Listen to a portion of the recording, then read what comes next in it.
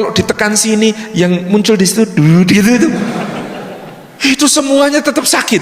Dia itu baru nggak sakit punggungnya kalau tidur di lantai beralas tikar pandan buatan muntilan.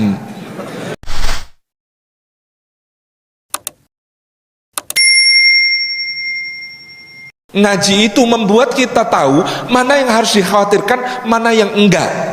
Apa yang biasanya membuat kita khawatir? Sesuatu yang kadang-kadang justru ternyata sampun dijamin sama Allah Subhanahu wa ta'ala. Contoh rezeki, Pak,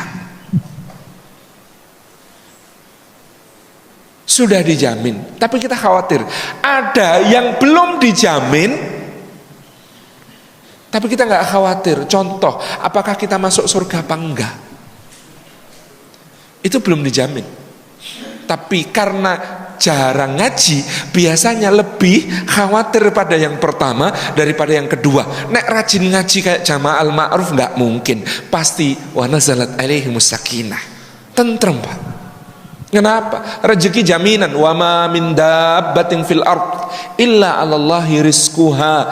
Tidak ada yang melata di bumi melainkan Allah Subhanahu wa ta'ala menjamin rizkinya. Lo melata itu apa? Kata Imam Ibnu Katsir, jalannya nggak pakai kaki, nggak pakai anggota gerak, Pak. Jalannya pakai dada dan perut. Itu saja yang jalannya pakai dada dan perut. Oleh Allah Subhanahu wa ta'ala dijamin rizkinya. Bagaimana manusia yang Allah mengatakan walaqad karamna bani Adam. Sungguh benar telah kami muliakan anak-anak Adam. Allahu yarham Kiai Haji Mu'tamid Khalil, guru saya dulu waktu saya umur masih 13-an tahun, tiba-tiba nepuk-nepuk pundak saya dan kemudian mengatakan, Salim, besok kalau gede nggak usah jadi pegawai negeri. Saya kagetnya kenapa, Pak? Bapak saya pegawai negeri, ibu saya pegawai negeri, kakek saya dari ibu pegawai negeri. Saya tanya, kenapa Kiai? Karena pegawai negeri itu rezekinya bisa disangka-sangka, diduga-duga. Ditang hitung ya semono iku kompensasi.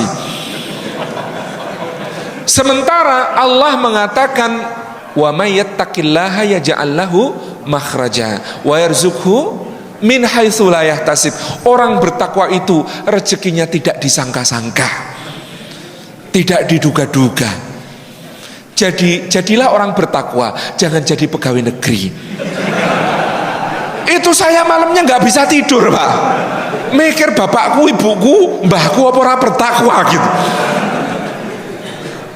Lalu saya kemudian sampai pada kesimpulan, oh maksud guru saya itu yang keliru bukan jadi pegawai negerinya yang gajinya tetap, atau jadi pegawai swasta yang take home pay-nya jelas. Bukan, Pak. Yang keliru adalah mengira bahwa satu-satunya rizki adalah gaji.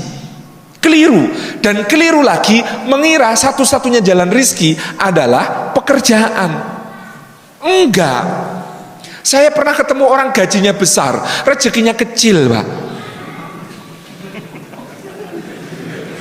Gaji besar, rezeki kecil ya? Gaji besar, rezekinya kecil. Lawang saya qadarullah nggak kebagian kursi ekonominya Garuda. Ya wis kepeksa mulya sithik numpak kelas bisnis. Duduk sebelah saya direktur sebuah BUMN. Untungnya naik Garuda kelas bisnis itu, Pak, berkurang godaan. Soalnya nggak ketemu pramugari, ketemunya buliknya pramugari. Wah, sepuh-sepuh itu kan. Terus itu buliknya itu nyuguh makanan macam-macam, sak tataan gede gitu, hiasannya api-api gitu kan. Saya disuguh itu, tak maem, ngemel saya, seneng gitu. Yang sebelah saya itu nyekeli gelas, kenceng nyekelinya, isinya air putih tok, digelenggang-gelenggang sambil ngeliatin saya tampak cemburu gitu. Maka saya tanya, Pak kok nggak dar, Pak? Nasib, Dek. Loh, nasib gimana? Dulu waktu muda tuh saya pengen makan enak, nggak kuat beli. Lah sekarang kuat beli, nggak boleh sama dokter. Mau makan gurih, kata dokter, jangan, Pak, kolesterolnya. Mau makan manis, kata dokter, jangan Pak, diabetesnya. Mau makan asin, kata dokter, jangan Pak, hipertensinya. Mau makan kacang saja, kata dokter, jangan Pak, asam uratnya. Dan terus dia ngeliatin saya gitu. Saya waktu itu merasa sangat kaya raya, Pak.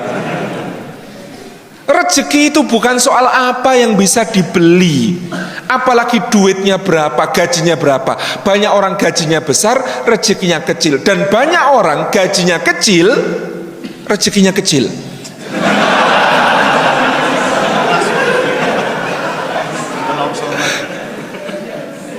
Ya Allah, maksud saya begini. Orang mengira rezeki itu apa yang bisa dibeli, Pak. Saya kenal ada pengusaha rumah makan di Jogja, omsetnya miliaran per bulan, tapi kalau tidur di kasur punggungnya sakit. Jadi dia itu sudah dicoba merek apapun, Pak, dari kasur kapuk yang paling deso sampai kasur pegas yang paling mendul-mendul. Kalau ditekan sini yang muncul di situ itu semuanya tetap sakit. Dia itu baru nggak sakit punggungnya kalau tidur di lantai beralas tikar pandan buatan muntilan. Kabupaten Magelang, Jawa Tengah. Satu hari diundang kementerian di Jakarta ngisi pelatihan kewirausahaan, diinapkan di hotel bintang 5 presidential suite-nya, paling bagus kamarnya. Itu masuk kamar, asistennya ketawa. Masuk kamar, buka koper, keluarkan tiker, gelar di lantai. Lalu saya bulan Februari 2014 itu, majalah The Economist ada cerita tentang sebuah maskapai penerbangan, salah satu yang terbesar di dunia, punya ratusan unit pesawat terbang di seluruh dunia. Lah komisarisnya itu, salah satu pemegang saham terbesarnya itu punya penyakit psikologis namanya hyperfobia, rasa takut berlebihan terhadap ketinggian. Dia punya pesawat ratusan unit, seumur hidup nggak berani naik pesawat.